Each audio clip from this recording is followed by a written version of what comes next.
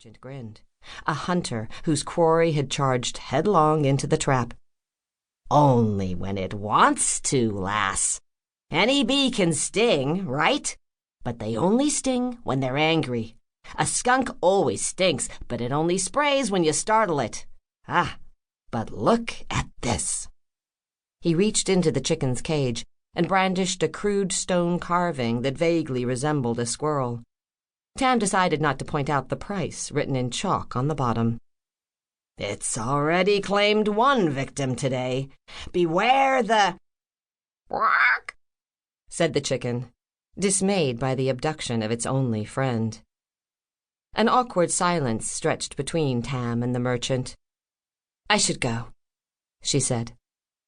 "Glyph's grace to you," he replied curtly, already throwing the sheet back over the chicken's cage. Tam wandered farther into the monster market, which had been called Bathstone Street before arenas started blooming like mushrooms all over the north, and the scale merchants arrived to set up shop. It was broad and straight, like almost every street in Ardburg, and hedged on either side by wooden pens, iron cages, and dugouts fenced by barbed wire. Most days it wasn't especially crowded, but there were fights in the arena tomorrow, and some of the biggest mercenary bands in Grandule were coming to town. Tam Hashford also had a rule about his only daughter going anywhere near the monster market, or the arena, or associating with mercenaries in general.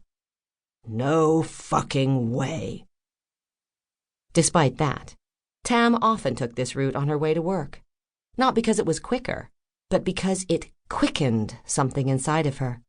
It scared her, thrilled her, reminded her of the stories her mother used to tell, of daring quests and wild adventure, of fearsome beasts and valiant heroes, like her father and Uncle Bran. Also, since Tam would likely spend her whole life slinging drinks and playing lute for coppers here in wintry Ardburg, a stroll through the monster market was the closest she'd ever come to adventure. "Look here!"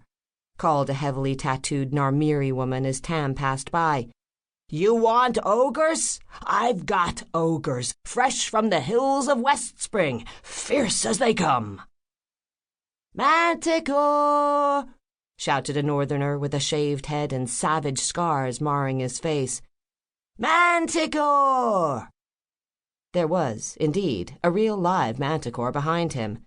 Its bat-like wings were bound by chains, its barbed tail trapped inside a leather sack.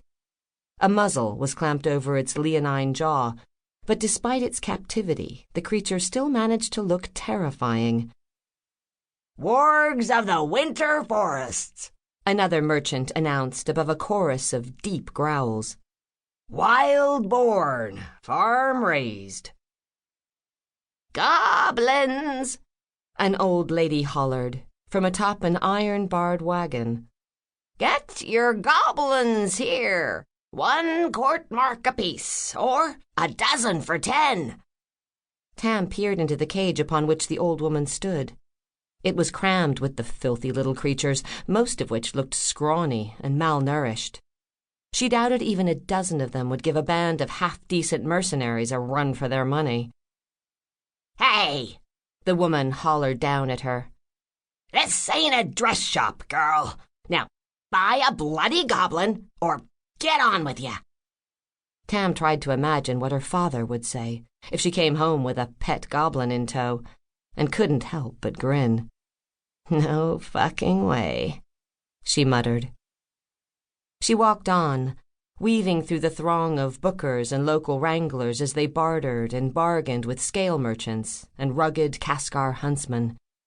She did her best not to gawk openly at the varied monsters or the merchants peddling them. There were gangly trolls, whose severed limbs were capped with silver to prevent them regenerating, and a massive, muscled Etin that was missing one of its 2 heads. She passed a snake-headed gorgon chained by her neck to brackets in the wall behind her, and a black horse that breathed fire into the face of someone fool enough to inspect its teeth. "Tam!" "Willow!" She trotted over to her friend's stall. Willow was an islander from the Silk Coast, bronze-skinned and big for his kind.